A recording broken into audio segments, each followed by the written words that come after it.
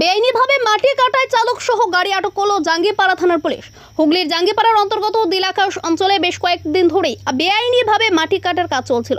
বৃহস্পতিবার গোপন সূত্রে খবর পেয়ে জাঙ্গিপাড়া থানার একটি টিম ভূমি দপ্তরের আধিকারিকদের নিয়ে ঘটনাস্থল অভিযান চালায়। পুলিশ ঘটনাস্থলে পৌঁছলে পুলিশকে দেখে মাটি কাটার কাজ ছেড়ে চম্পট দেয় দুষ্কৃতীরা।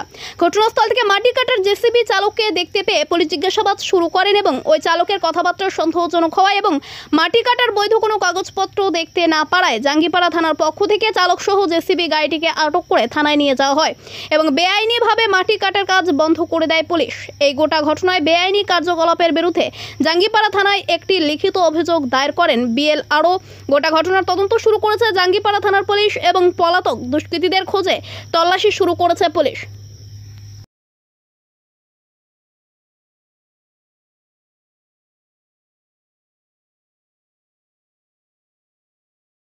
কিন্তু কবে থেকে শুরু করেছে?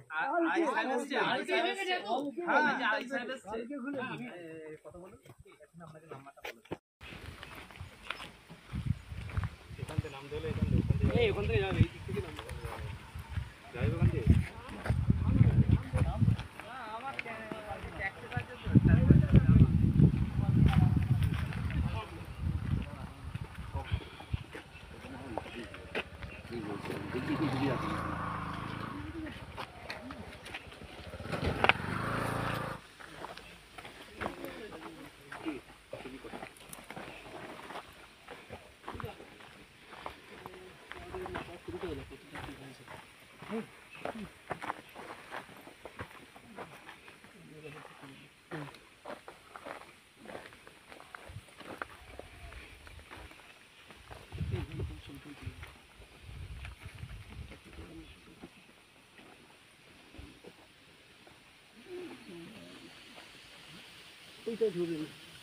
ওনাদের একবার দেখো না, আপনার একটু আসুন একদিন। ঠিক আছে বলুন না। হ্যাঁ অবশ্যই আছি, আপনার ওই ফোনটা দেবো।